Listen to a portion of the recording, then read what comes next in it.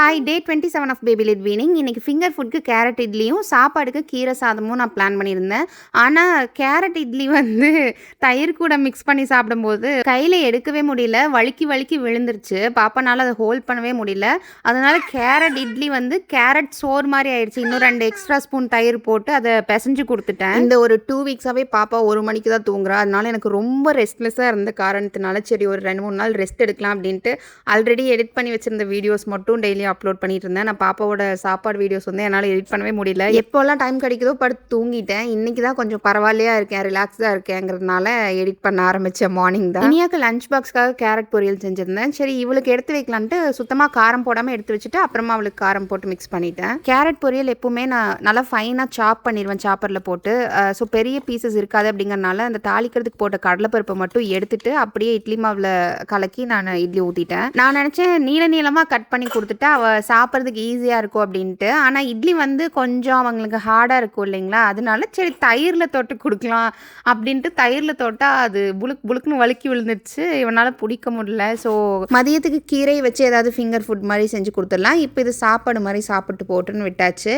ஆனால் இவளுக்கு இது டேஸ்ட் பிடிச்சிருந்தது போல் ஓரளவுக்கு சாப்பிட்டா. இந்த ஒரு 2-3 டேஸாக ஓரளவுக்கு பருக்கையாக இருக்கிற சாப்பாடெலாம் சாப்பிட்றா.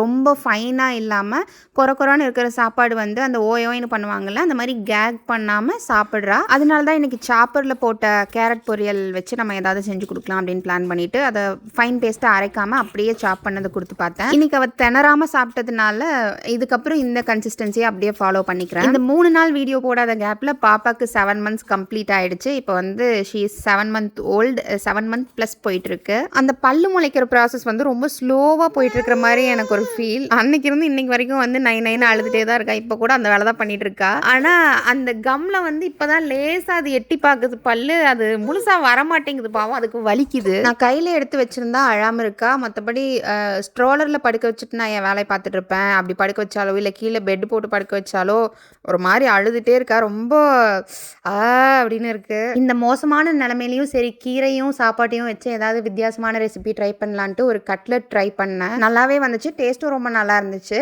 சரி இவ சாப்பிட்டோம், அந்த டைமில் நம்ம கிச்சன் கொஞ்சம் க்ளீன் பண்ணிட்டு வந்துடலாம் அப்படின்ட்டு ட்ரைபாடில் ஃபோனை ஃபிக்ஸ் பண்ணி ஆன் பண்ணி வச்சுட்டு போயிட்டேன். அந்த டைமில் என் பெரிய பொண்ணு ஒரு பெரிய வேலையாக பார்த்து விட்டு போயிட்டா. அவள் எப்போவுமே அந்த வீடியோ ஆனில் இருந்துச்சுன்னா ரெக்கார்ட் ஆகிட்டு இருந்துச்சுன்னா பாஸ் பண்ணி விளாண்டுருப்பா.